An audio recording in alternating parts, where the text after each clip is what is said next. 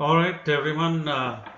This is the 10th session of our digital literacy program of 2021. And today's lecture is going to be on online security, privacy, legality, and ethics. These are four different things, so you have to understand the difference between security, privacy, legality, and ethics. And I will talk about the differences as well as what you should do, what you shouldn't do, and what are some of the best practices. Best practices meaning what is the best way to set up your password, as an example. So this is the 10th session, and then the photo editing and video editing, I've made it optional now. Optional meaning only if there is student interest, I'm going to hold the session. So on the Pudiodor computer group, please indicate if you are interested, you want the session to be held. Then I'm going to hold it. We need the students to show interest, then I'll hold it. Photo editing will be basically some very simple things, not very complex things. How to make a collage, how to actually modify pictures, how to add things to a picture, and so on. Video editing is Dhanashri's specialty, and she will talk about how to actually edit videos. Again, only if you guys are interested. So, in this lecture, you are at the end of this lecture, you have to know what does online security mean. You have to know the difference between online security and online privacy, and then you have to understand what does online legality mean. Um, Online legality, and then sorry, I've put online privacy again. That should read online ethics. Question number 4. What is online ethics? Ethics is actually an interesting word. I don't know how many of you have heard of it before, but you will be able to actually understand it when I get to it.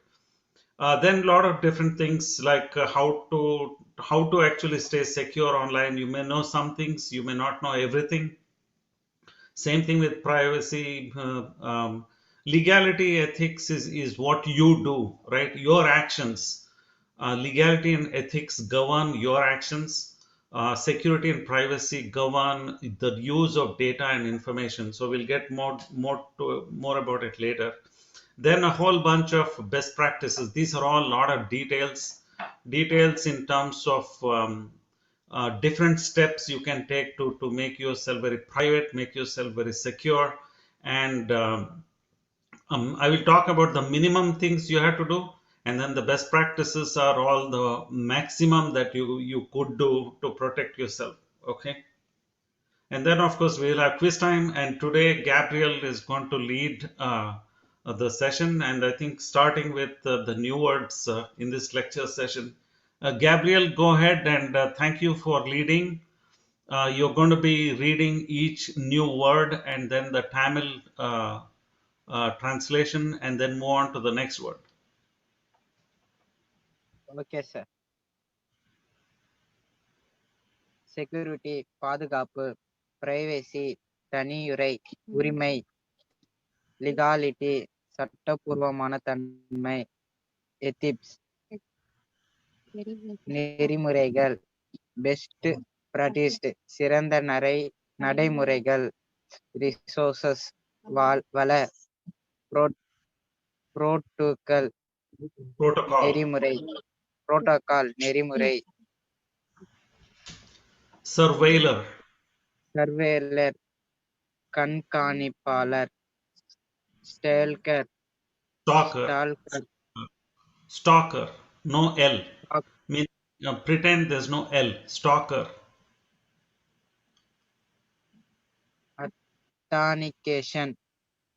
Authentication அங்கீகாரர், factor காரணி, aggregator திரட்டுபவர், hacker. Thank you, Gabriel. I appreciate it.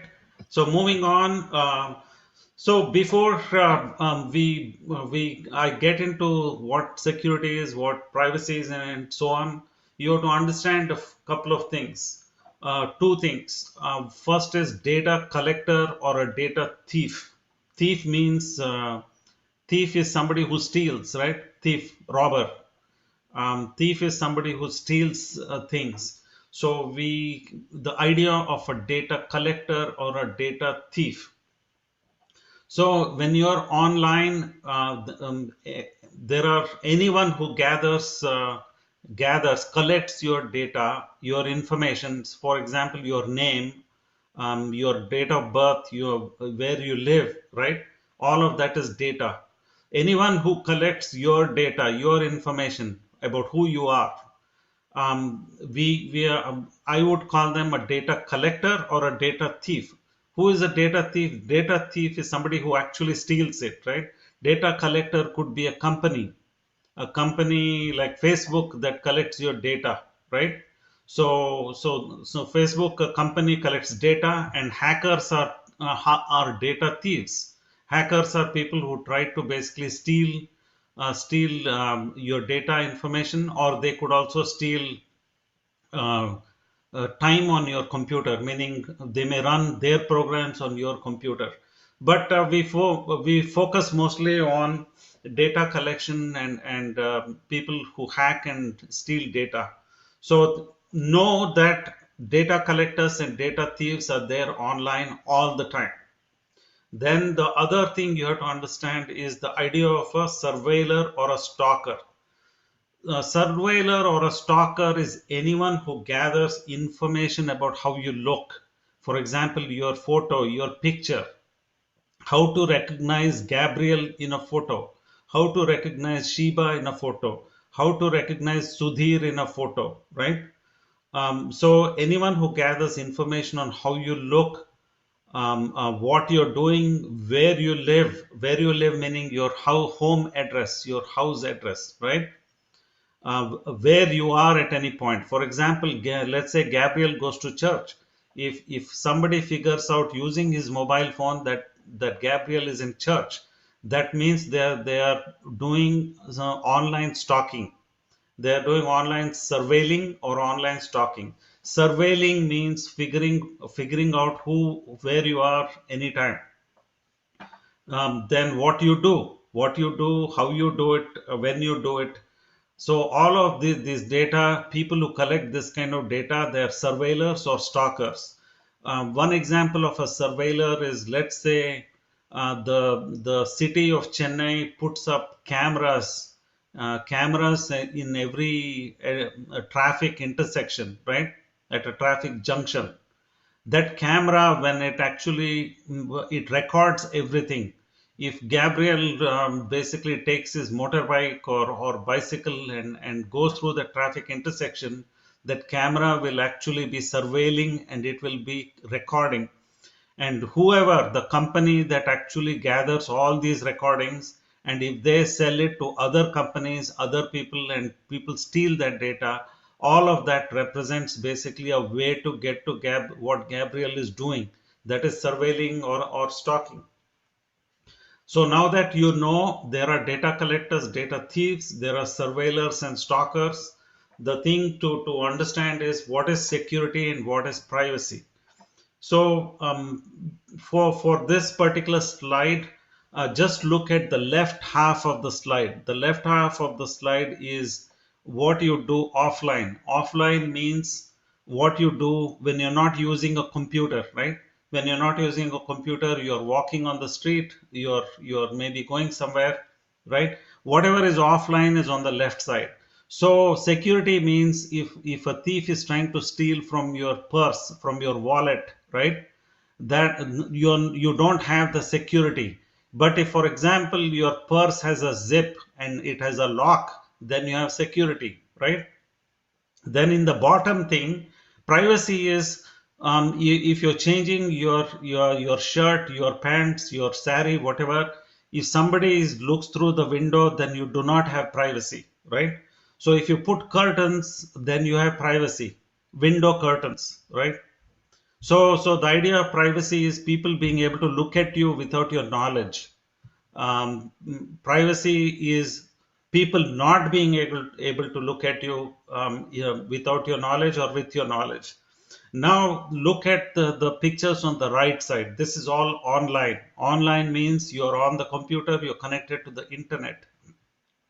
So the same kind of security privacy principles apply online. So the cartoon for security shows the thief, the data thief, using your computer, right? Using the internet, using the computer. From the internet, he will connect to your computer, which is connected to the internet, and through your computer, he can. This is basically shown in a cartoonish way that he's stealing your wallet, right? On what you in India you call a purse, right? It is shown in a cartoonish way, but in principle, let's say you have a bank account and some bank account data, how to log into your data, log into your account. Stealing that information allows the data thief to actually get into your bank account. So that is equivalent to stealing your electronic wallet, electronic purse. Now look at the bottom. The bottom picture is this guy, the first guy on the right. He is watching another woman using her computer camera.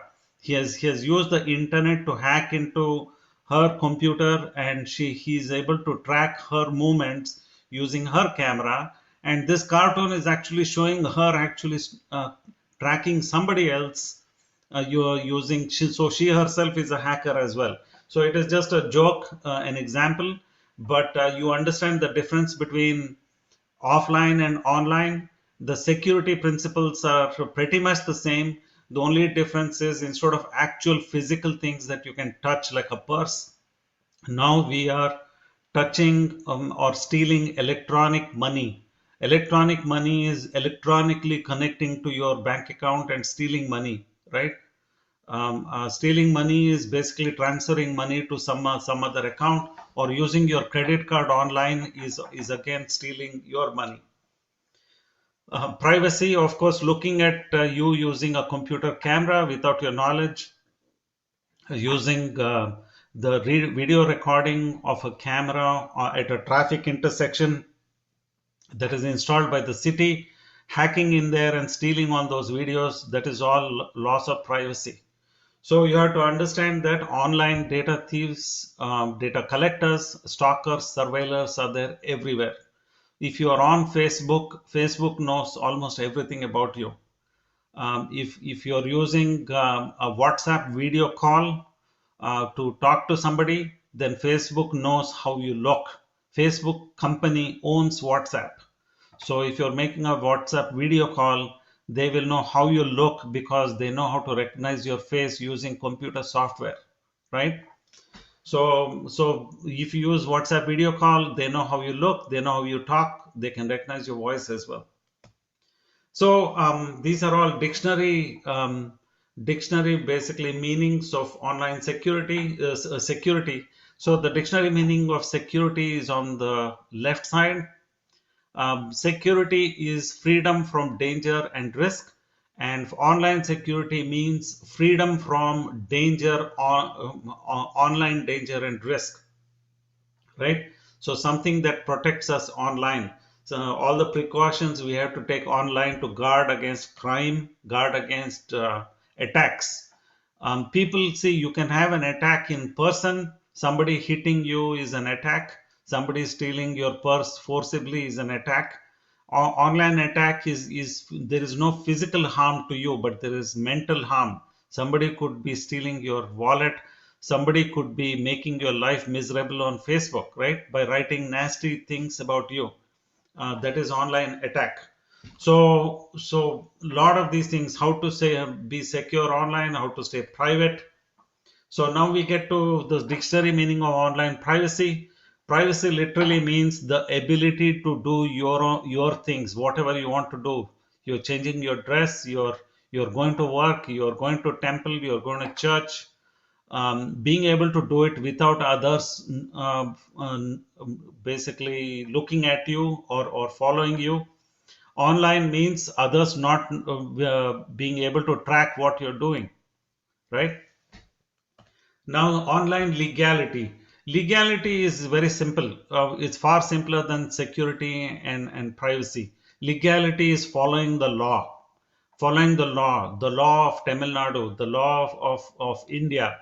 India has a whole bunch of laws. Tamil Nadu will have a whole bunch of laws. If you live in Chennai, you have to follow the laws of the city, state, and country. Observing the law is being legal, right? Online legality means observance of internet law. Okay, a lot of countries have laws about what you can do and cannot do on the internet.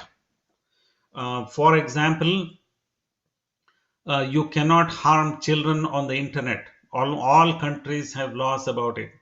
Then, if you are actually stealing money from somebody else's online bank account, there are laws against it.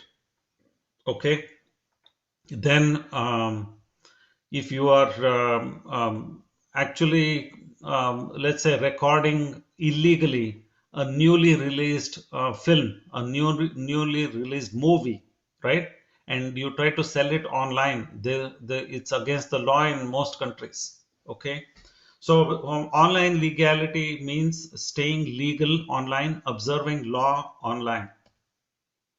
Now, ethics is more complicated. The thing is, if the law does not tell you what to do, then you have to look at ethics.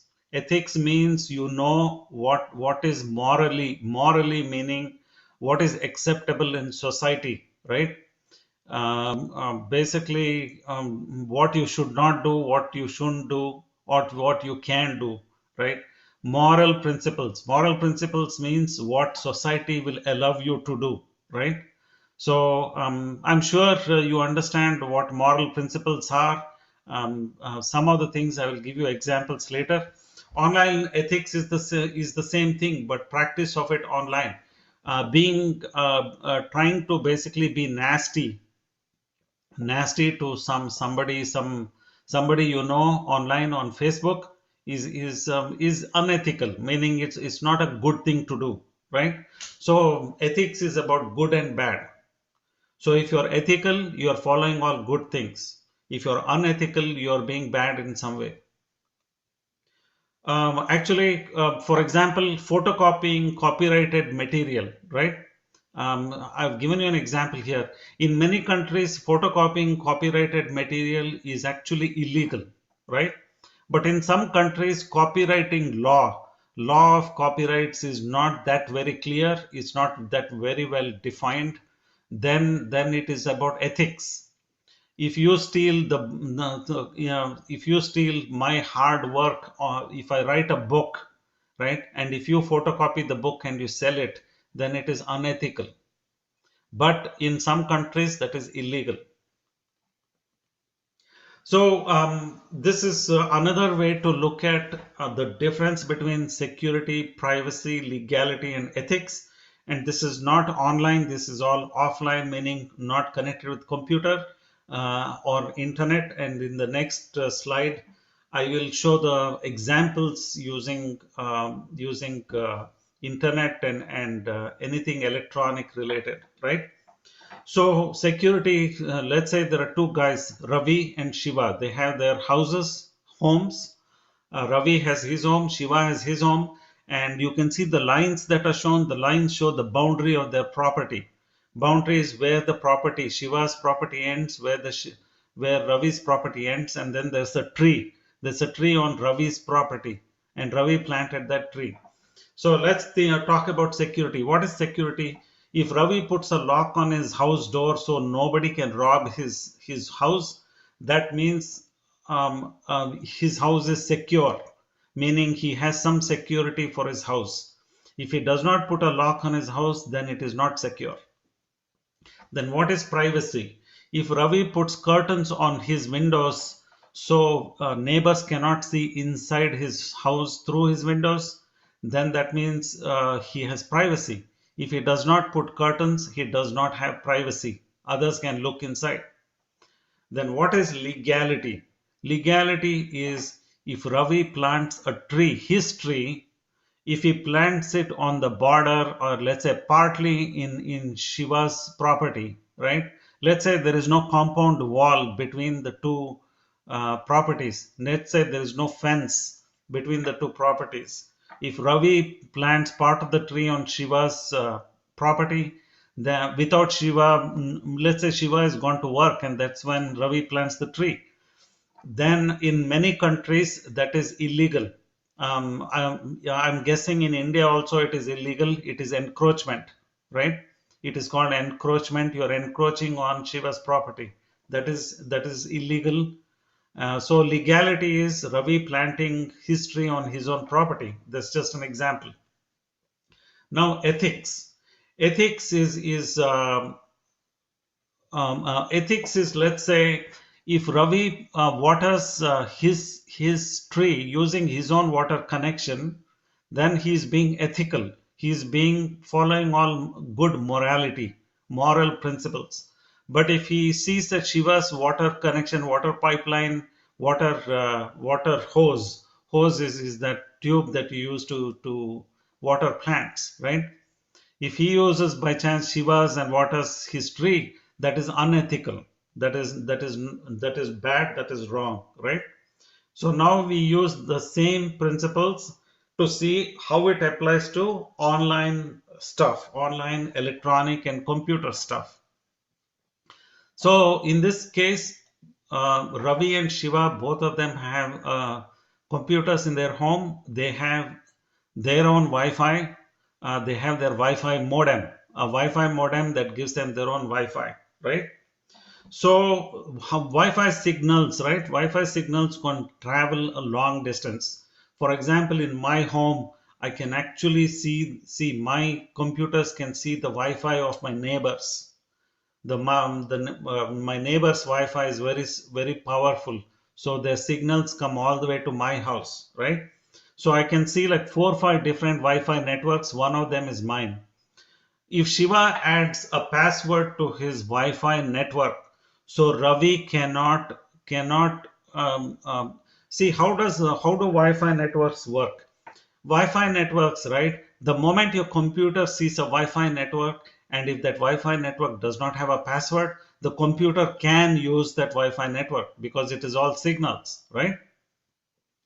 So if there is a lot of public Wi-Fi networks like in airports and train stations, they mostly don't have passwords because it is supposed to be free. Anybody can use it, right? So if you find a Wi-Fi network that has no password, your computer does not know whether it is good or bad. It does not know about security. It will go ahead and use it, right? So if Shiva does not add a password to his Wi-Fi network, then that means his Wi-Fi network is not secure, which means Ravi's computer can use that Wi-Fi network, which is stealing. So security is if Shiva adds a password to his Wi-Fi network, then that is security. If you add a pin to your mobile phone to log in, right? That is security. Having so make to make sure nobody else can get into your mobile phone. Privacy. What is privacy?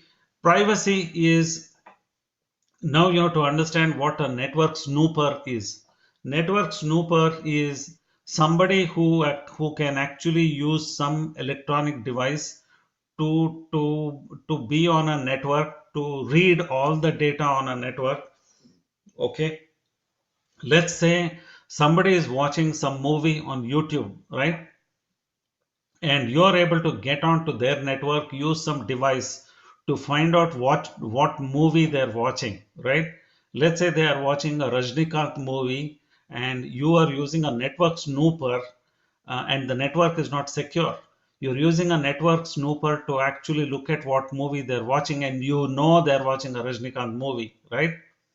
That is called a network snooper. There are a lot of electronic devices available to actually do snooping. Snooping on network. Snooping is nothing but trying to actually take a peek, take a look at data, network information. So if Ravi adds a password to his network. So Shiva cannot use a network snooper to look at to see what kind of movies Ravi is watching on his Wi-Fi network. Then that means Ravi has privacy. So the moment you have you add a password, you have security, and if others are not able to look at your data, your information, then you have privacy. So privacy and security has a subtle difference. Security is prevention of stealing. Privacy is preventing other people from knowing what you're doing or how you look or when you're actually changing your dress. Okay. Privacy is nothing but preventing other people from looking at what you're doing. It is about you. Security is about your data, your information. Now legality. Legality is actually in many countries. If you steal somebody else's Wi-Fi network, let's say there is no password. If you steal somebody else's Wi-Fi network in many countries, that is illegal. Illegal because you stole somebody else's network. Let's say they have a 10 gigabyte capacity or allowed capacity per month, right? And you went ahead and illegally used their network for a 20 gigabyte movie. Okay, so that means you stole their network, and now they have to pay for 20 gigabytes because they went over 10 gigabytes. That is stealing. So in many countries, that is stealing and it is illegal. Ethics is the law is not very clear whether you can what you can do, cannot do. When the law is not clear, you have to look at what is good and what is bad. Okay, so that is the difference. Ethics is, if the law is not very clear, then you have to look to your soul, look to your heart and see if it is good or bad. So these are the simplest things, very basic things you have to do. How to stay secure online. I will give you more details, a lot of different steps to stay secure online in the best practices slide. But these are the minimum things you have to do. The minimum things. The minimum things if you're using your mobile phone, computer, desktop, laptop, right? The minimum things is on your mobile phone, you need to have a 4 to 6 digit PIN. Newer mobile phones have a 6 digit PIN. Older mobile phones have a 4 digit PIN code. You should add a PIN code if you don't have it. That will give you security. Security and many mobile phones like iPhones, for example, Apple's iPhone, they also use that PIN code to do encryption of data. Encryption is storing the data in a form so others do not know what it is. Okay, encryption is hard to understand. Just to understand that if I encrypt data, others don't know how to look at it. I need a password. It is like having a file, a document that has a password, right? So it is just like a login account that has a password. Others cannot look into your account without the password. So data encryption is the same thing. Without having that key is like a password. You cannot look at the data, right? Now, on the internet, which is the bottom part of this slide, this lady on the left, she's using her office Wi-Fi to access the internet, and she's going to Google. She's using Google search, right?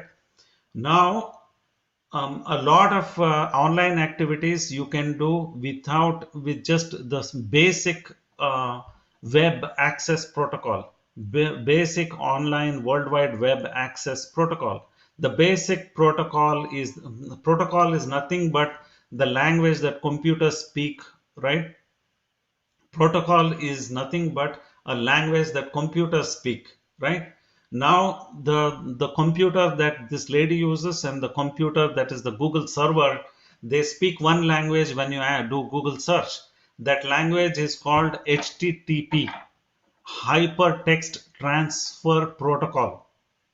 HTTP, hypertext transfer protocol. That is the language they speak on the network, on the internet.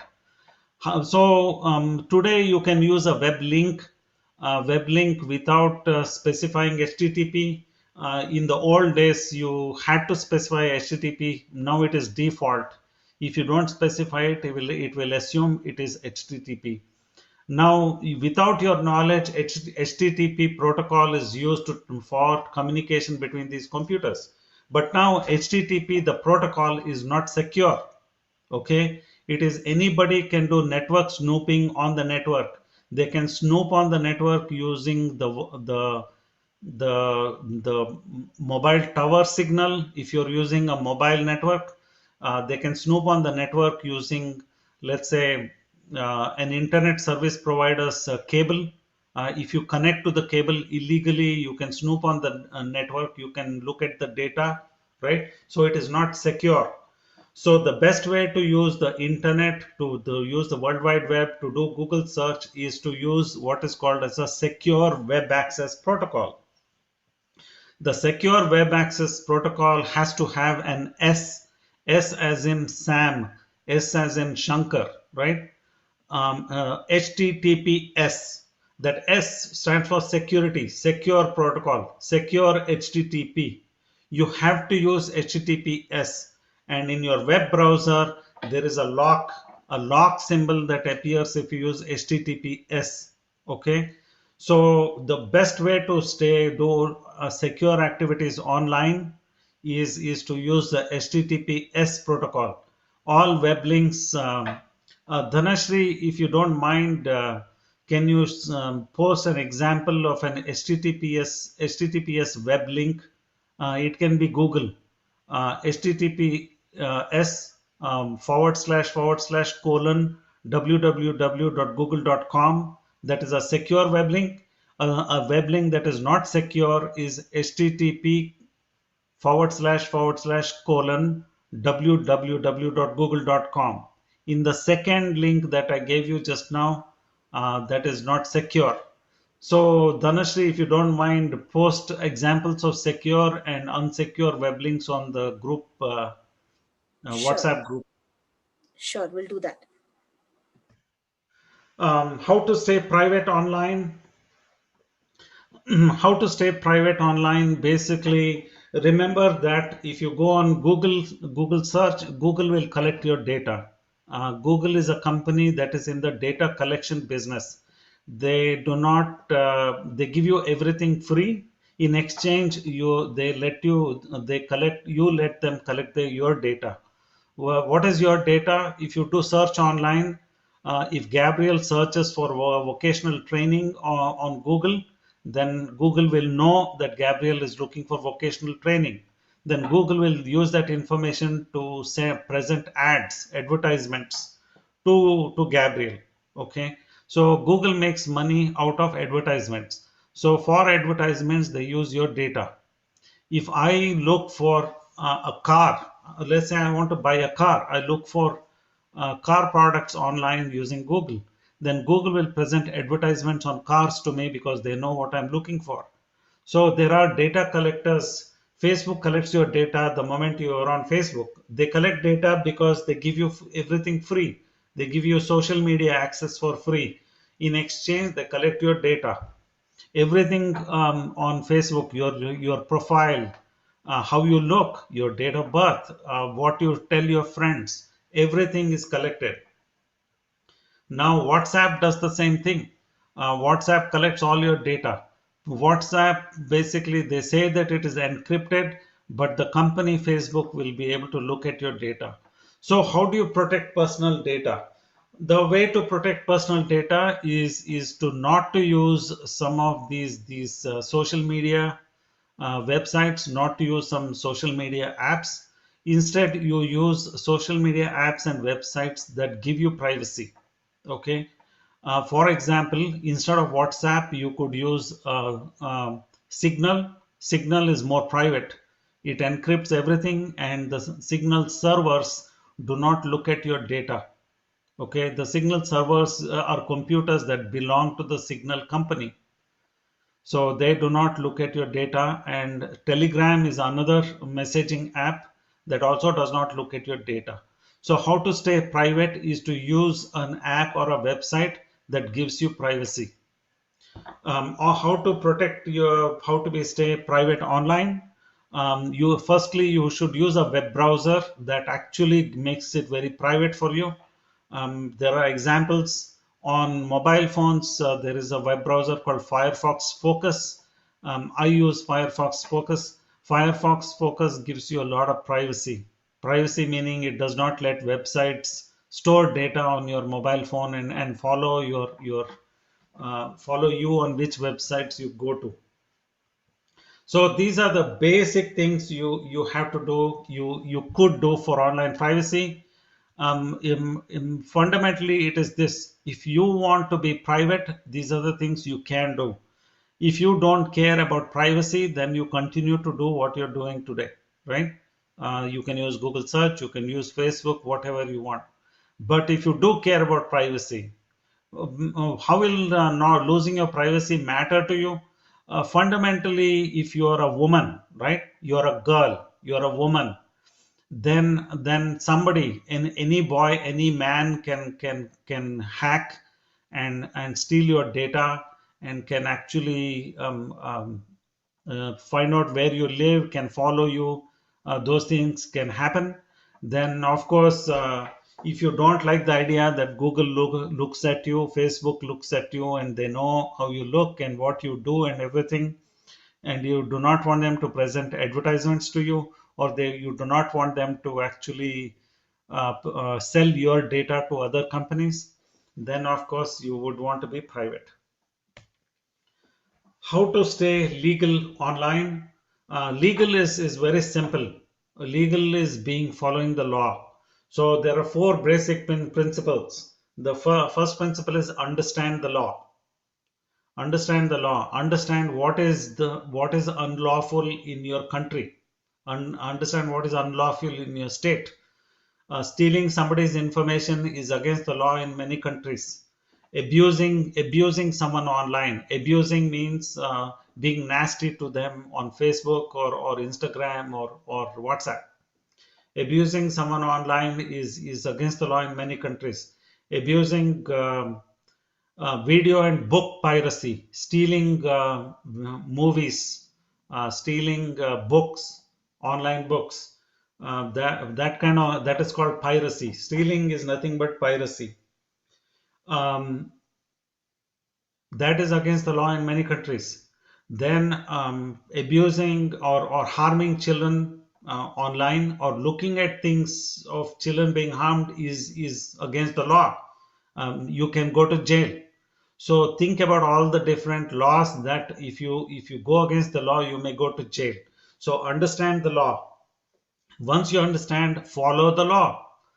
Don't do things that are illegal.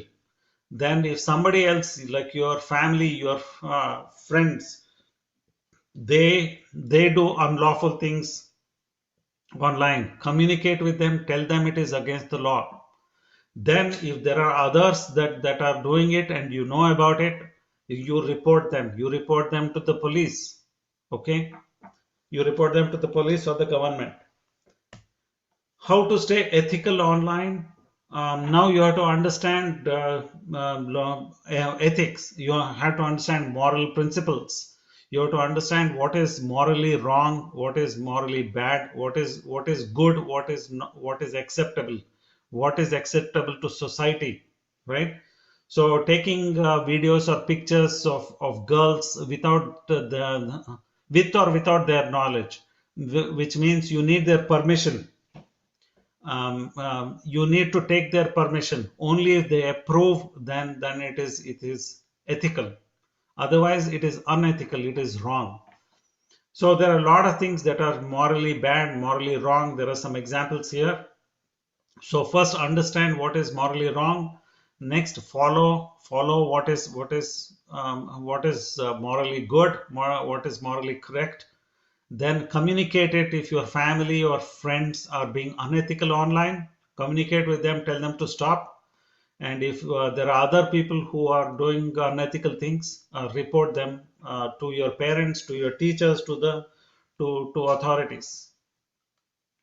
So these are all the bare minimum things you have to do to stay secure, to stay private, to stay legal, and to stay ethical.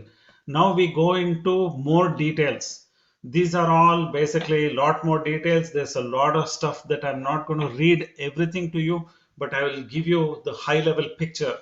When we record the video and then the video is put online, you will have access to the video anytime you are more concerned, you want to go back and look at all the things I prescribed on how to have good password security, right? Then you can go back and look at the video tutorial, this lecture on how to actually do it. So the good pins, 6-digit pins, if your mobile phone allows it, is always good. If you have no choice, use 4-digit pins. It is never a good idea to use your date of birth or your including year, month, and date for your PIN, because your date of birth is mostly known online already. Companies will know, and data thieves can steal that data. So it is not a good idea to use your date of birth. So that is not a good best practice. That is a bad practice. So, and then if you use something that is difficult to remember, note it down in a diary, in a physical diary, a notebook. Keep it with you. Now for passwords, I'm going to tell you passwords for your online accounts, for your computer accounts, right? Always passwords, I recommend that they be at least 8 characters. But remember that every online website, every website, every computer has its own rules for passwords. So some of them allow 6 characters, some minimum 6, some allow minimum 8, some allow 20, right? And if wherever possible, I would recommend at least 8 characters and at least one capital letter in the password. It doesn't have to be the first letter, it doesn't have to be the last letter, it can be somewhere in between. But remember, the more complicated your password, the more difficult it is to remember. So you always have to note it down somewhere in a diary or a notebook. So at least one capital letter, at least one numeral, one digit between 0 and 9, right? And at least one special character, dollar sign, at symbol, the pound or hash sign, right? They're all special characters. Remember that some online accounts don't allow particular special characters, so use whichever they allow. So if you have at least 8 characters, at least one capital letter, at least one numeral, at least one special character, then that is a good practice for a password, and always note it down. Many people have passwords like 1234. They are passwords like their name. If your name is John and you use John as your password, it's a very bad idea. If you use the 1234 as a password, if you use 123456 as a password, if you use 12345678 as a password, they're all bad ideas, because it is easy to guess. It is easy for some hacker to figure out.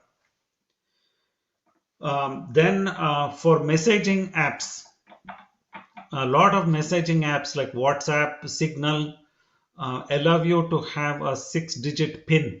Remember that people can hack into Signal, people can hack into WhatsApp, right? And people can misuse your mobile phone and use your WhatsApp, your Signal. So one of the ways to stop people from doing it is to set up a 6-digit PIN for on your messaging app. Go to settings and set up a 6-digit PIN and note it down somewhere. What the 6-digit PIN does is every once in a while your messaging app will send you a request for that PIN. It is like a one-time passcode. Only thing in this case, it is a long-term PIN that you use. It is not a one-time passcode, but it is similar to a OTP, one-time passcode. You just enter the 6-digit PIN. So that is another way to do password security. There is something called two-factor authentication. If you use just password, it is single factor, one factor, right? In addition to password, if you use something else, like for example, a one-time passcode, right? It is called two factors. Password is one factor. If you add a second level of security, which is the one-time passcode, it is called two-factor authentication. Authentication is making sure you are the person who has the login account. So if you use the password, the belief is you are the right person and you are the one who owns the account, right? That is authentication. So two-factor authentication is when you use two different things for legal, no, sorry, for online account access. So if your online website allows you, even Gmail, right? Gmail, many bank accounts, they allow you two-factor authentication. If they allow you two-factor authentication, make sure that you enter your mobile phone so you can get a one-time passcode, a 6-digit or 4-digit passcode, and that gives you an extra layer of security. But remember one thing, for lot of two-factor authentication, the second layer of security is connected with your mobile phone, your mobile number, your SIM card. So you have to retain your mobile number literally forever, which means if you lose the SIM card, you should get the number on the new SIM card, the same phone number. If you actually change your mobile number, then and you lose your mobile number and SIM card, your SIM card actually, right? Then you may lose your access to your online accounts because of the two-factor authentication problem. So the moment you use two-factor authentication, you have to keep your mobile number, the SIM card. Now, best practices for network security. The simplest things, if you have Wi-Fi, make sure your Wi-Fi has a password. Use the same computer password rules. If you're using internet, if you're using a web browser, always use HTTPS. The HTTPS stands for secure. Use the secure protocol. Now, if you're using a computer, on the computer, you have something called a firewall. Firewall is think of it like this. Your house has a wall. That wall is your protection. A firewall is like an electronic wall, okay, to prevent people from coming into your computer. That firewall is can be configured, can be set up on your computer. There are a lot of details here. I'm not going to talk about all the details because it may be confusing to you, but all of this data will be available in the video tutorial, the video recording. You can go back and read it, okay? Whenever you're ready to set up your firewall on your computer, so come back and read this. And you can also do Google search. If you want to know how to set up firewall on Windows, you can do Google search. If you want to know how to set up firewall on Mac OS, you can do Google search, or Linux as well. Best practices for data security. This may not matter to a lot of you. So I have it here only for completeness. So you know that there is something called data security. So see, network security is about using passwords and using HTTPS protocol, Wi-Fi network for a password, for example. Data security is your data is in your hard disk, or your data is on the Google Drive, right? It is not going on the network. It is resting in a drive somewhere. Then how to protect that data and how to protect it from being stolen. That you do with something called data encryption. Data encryption is like putting a password on the data. And iPhone allows you to put a password on your data on your mobile phone, so apps cannot steal your data, or no, other people cannot steal it. They use your pin for that you use for your mobile phone to encrypt it. In your computer, there is disk encryption or file vault, which is on Mac OS. Again, if you want to set up your file vault or disk encryption on Windows or Linux or Mac OS, come back and look at this particular information for more details. You can also do internet search on how to actually set up a file vault or disk encryption. So data security is about data that is at rest, that is on a drive, hard drive, or on Google Drive, or on Microsoft OneDrive, or there is something called Dropbox. All of these are storage clouds or network drives. Okay, so data security is about encrypting data. Now, this is how to stay very private, right? Very, very private online. There are multiple steps here. Again, I'm not going to go over every little bit of detail on how to do it, but I'll give you some ideas. If you're ever wanting to be very, very private online, I recommend that you do these things. I follow almost all of these, okay, except for WhatsApp. I follow everything else. I'm also moving from WhatsApp to Signal now. Use a more private web browser. Firefox Focus is available on mobile phones. Then on regular computers, Firefox web browser, it's by the same Firefox open source organization, but it is not Focus. It is just Firefox on a computer. Now Firefox lets you turn off different scripts that websites run. Scripts are small programs that websites run on your computer, in your web browser when you are at their website. If you go to google.com, then google.com website runs some small programs in your web browser. Okay, and some of those scripts can be stopped from being actually played on your computer. And one of the ways to do it is to use Firefox web browser, and it has a lot of settings to prevent JavaScript from running. JavaScript is a particular kind of web script. Now for search, if you use Google search, Google will know what you're doing. But if you do not want Google to know what you're doing, then you can use something called DuckDuckGo. DuckDuckGo is a search engine that allows you to search online without your data being sold or used for advertisements and other things. All mobile phones and computers allow you to go to your settings and change your search engine. Your default search engine can be DuckDuckGo. It can be Microsoft's Bing. Bing is also not very private. DuckDuckGo is private. Now there is something called virtual private network to completely keep everything you do online very, very private, so nobody else knows what you're doing. How to keep it very private. And Firefox has a virtual private network capability. If you want to use it, you can use it.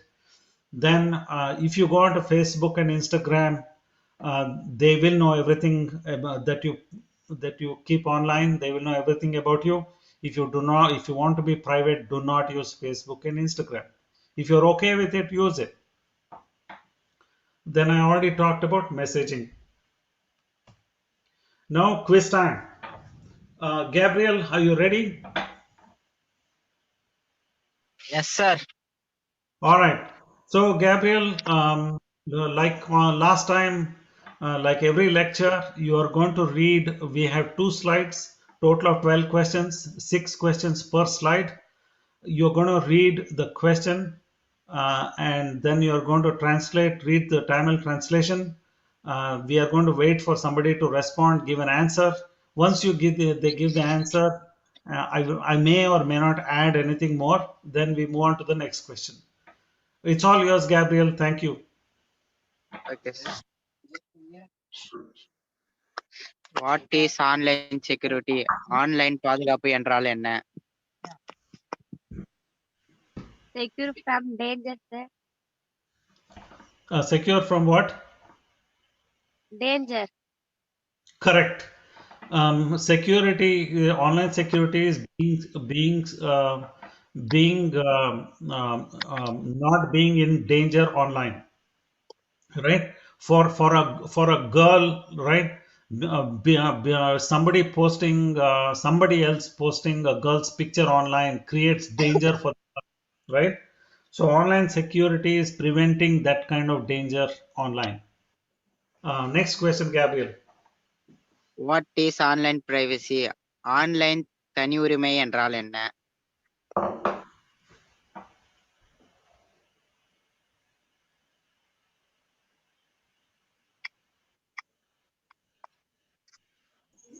Anyone can gather your information with or without your knowledge. Correct. People being able to look at you, look at your picture without your knowledge means you are losing your privacy. So online privacy is preventing other people from looking at you or your picture or your information or where you are, right? Today with mobile phones has a very simplistic GPS. It's called global positioning system. It uses mobile towers, right? Which mobile tower that your mobile phone connects to, right? So your mobile company can know where you are approximately using mobile towers. It's called triangulation. So using mobile towers and which mobile towers your cell phone connects to, they can know your location. Now, lot of apps that run on your mobile phone, they look at your location data. Unless you go to your mobile phone and turn off location services, right? You have to prevent apps from monitoring your location. That you can do on your mobile phone. So figure out how to go into settings, figure out which are the apps that have access to your location data. If you lose if you are giving your location data to others, that means you do not have privacy. Okay. So now let's say somebody has a free app on Google Play Store, and that free app gives you some nice capability, right? But without your knowledge, that free app is tapping into your location data. That means you're losing your privacy.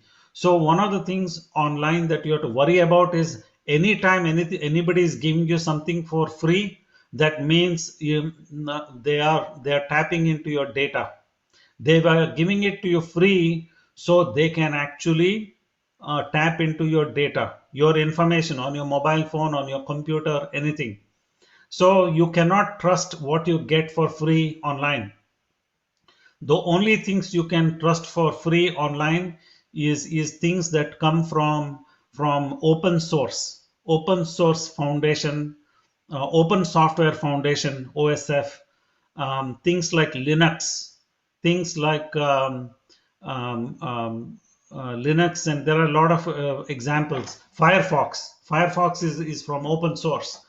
Open source is basically, it is a movement to create free software. And if the purpose, the intent is all good, morally good, right?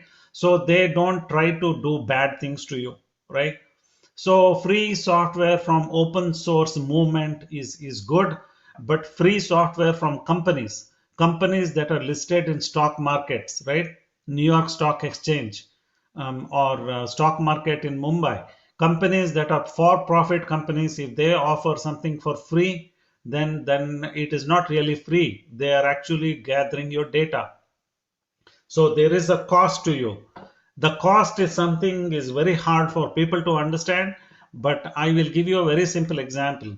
If in the United States I allow companies to gather all my data, including how much money I have in my bank account, it is very easy for them to actually sell the data to a lot of other companies. And if I want to buy a car, let's say the car costs $15,000, right? The car actually costs $15,000. But now, if companies know that I can pay $16,000 because I have the money, right? Then some car company can actually know who I am using my data, and instead of selling the car at $15,000, they can sell the car to me at $16,000 because they know that I can pay, right? So there is a cost. There is a cost to these free things. The cost will come back in terms of pricing of products that you buy, right? For example, let's say you buy glucose biscuits in India, right? Glucose biscuits, I think, used to be 5 rupees per pack. I don't know what is the cost now. But if somebody figures out that you can buy glucose biscuits for 8 rupees, you have 8 rupees in your pocket. If they know and they actually charge you 8 rupees instead of 5 rupees, that means they're you misusing your data and making you pay more. So these are things that are possible. These kind of, it is called a business model. A business model is how to do a smart business using other people's data and make money, right? So that is why there are multiple reasons to stay secure and private online. One reason is to stay away from danger. The other reason is the moment you have a job, you're earning a good income, um, right? You do not want the things you buy to be made more expensive just because you can pay. You want to pay what is the market price. You do not want to pay something more just because there is money in your pocket, right? Third question, Gabriel. What is online legality? Online சட்டபூர்வமானது என்ன?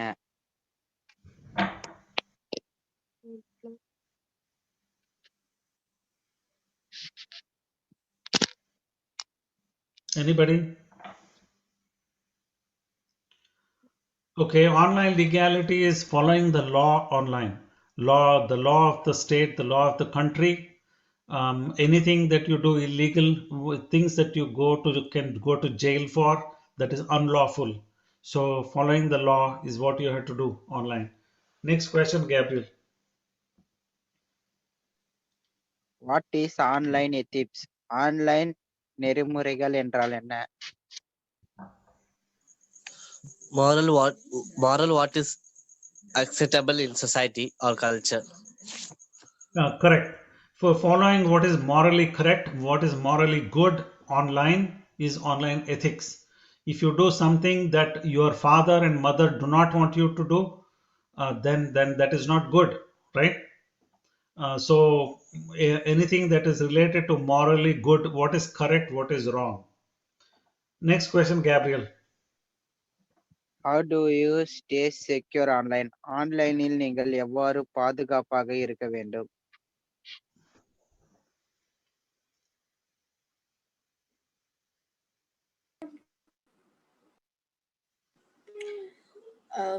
Using secure links like HTTPS while browsing, that is a secure way of going online or browsing anything online. Correct. And then using passwords for your online accounts. Good passwords, then your mobile phone is your window into the internet. So having a password on your mobile phone, you should have a password on your mobile phone. You should also use HTTPS. Next question, Gabriel. How do you stay private online? ஆன்லைனில் நீங்கள் எவ்வாறு தனிப்பட்ட முறையில் இருக்க வேண்டும்?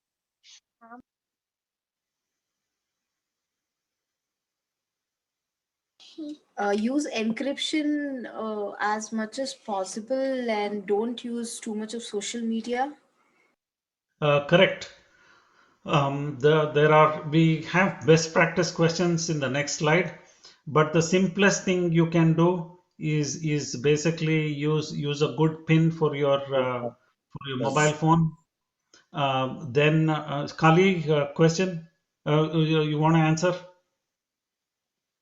Yes, sir. We can Yeah, use go our ahead. pins and passwords Correct. so as to secure from private online. Correct. Correct. And then using apps that actually can give you more privacy than apps that collect data, right? collecting data, having Wi-Fi password, right? Even if you use a hotspot on your mobile phone as a Wi-Fi, make sure that hotspot has a password. Go to your mobile phone settings and make sure that the personal hotspot on your mobile phone has a password. Okay. Next slide. Next question, Gabriel. How do you stay legal online? ஆன்லைனில் நீங்கள் எவ்வாறு சட்டப்பூர்வமாக இருக்க வேண்டும்?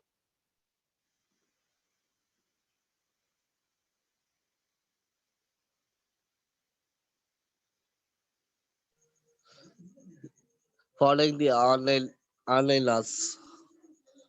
What they Correct. have, what do they Correct. do? Understand the law, follow the law, communicate the law to people who are not following it, and report people who are not following it. Ethical is similar. I'm moving on to 8, Gabriel. Follow, understand what is ethical, what is morally correct, what is good. Follow it, communicate it to people who don't follow, and then report people who do not follow it. Question 9, Gabriel. What are the best practices for password security? Right. For this question, the multiple steps that I pointed out, we should talk about the multiple steps. What are good practices for a PIN? Use six-digit pins. You If can possible, use 6-digit pins. If your mobile phone allows it, then do not use your date of birth for your PIN, right? Because your date of birth will be known online already, because of Facebook, because of people. People wish you on WhatsApp, right? People wish you, if you let's say your birthday is today, and you are turning 30 years old today. People will say happy 30th birthday today to you. The moment somebody says that, then Facebook will know, WhatsApp will know that when your date of birth is. So do not use date of birth. Use some other sequence of numbers. Then what are good best practices for passwords? at least 8 characters, or Correct. at least one capital letter, one numerical Digit, right? numbers, or special characters, symbols. We And can use it. at least one special character. And remember, note down the password somewhere in a notebook. Don't lose the notebook, because the moment you have a complicated password, you have to note it down, because you will forget it. Okay, you are young today, you will remember, but as you grow older, you are going to forget it. So you have to note it down. Question 10, Gabriel. What are the best practices for online network security? Online network பாதுகாப்பிற்கான சிறந்த நடைமுறைகள் யாவை?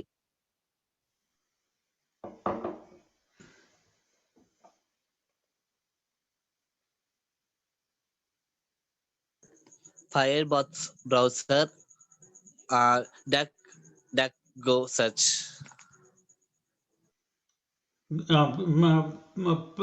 Pretty much there. Start with Wi-Fi. If you're using Wi-Fi, your own Wi-Fi or your hotspot, the Wi-Fi Wi-Fi is your closest network, right? Wi-Fi and hotspot should have a password. Then you have to use HTTPS protocol, hypertext transfer secure protocol for web access, right? In some websites, the HTTPS is not implemented. If it does not work, then use HTTP, but by default use HTTPS. Some browsers like Firefox, you can force them to use HTTPS by default. Okay, so use HTTPS by default. Make sure there's a lock symbol in your mobile browser near the web link. Make sure the lock symbol is visible. Then, of course, yes, that is for network security. Next question, Gabriel. What are the best practice for online privacy? ஆன்லைனில் நீங்கள் எவ்வாறு நெறிமுறையாக இருக்க வேண்டும்?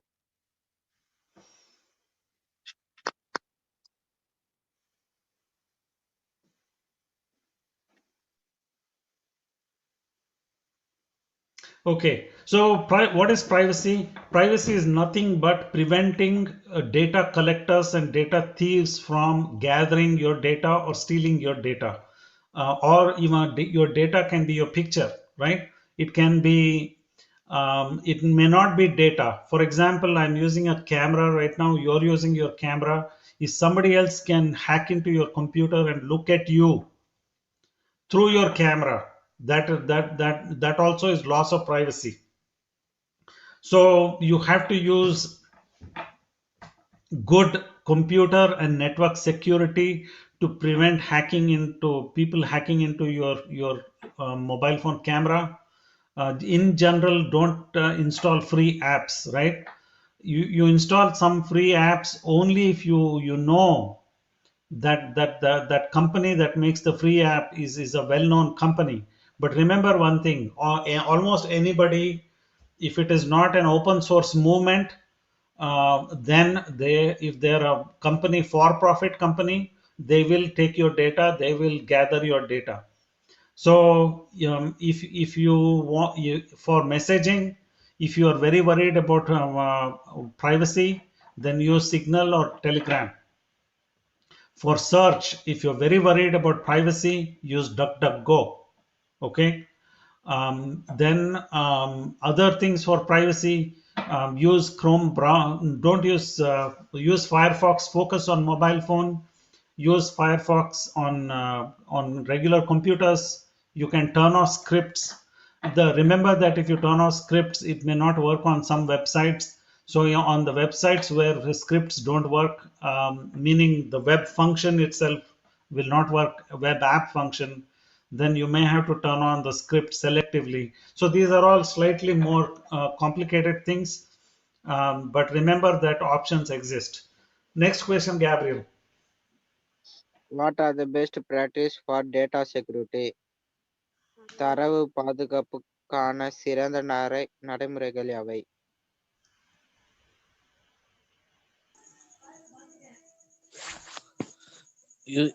We can use pins for mobile data. Can use 6-digit pins. Can use file wallet. File vault is like if you have a bank account, if you have in a bank, right, they have something called a safe deposit box or a locker. Wherever the bank keeps its cash, the excess cash, lakhs and lakhs of rupees, that's called the vault is a very secure room, right? So a file vault is like a very secure room for your data, like in your computer. So you can use disk encryption. File vault is same as disk encryption. So those are all ways you can use for data security. So with this, Gabriel, thank you very much for leading the session. A big round of applause for Gabriel. Appreciate you making the time. This concludes our 10-week lecture series that conforms to our digital literacy program curriculum that was originally designed by Nitya and me.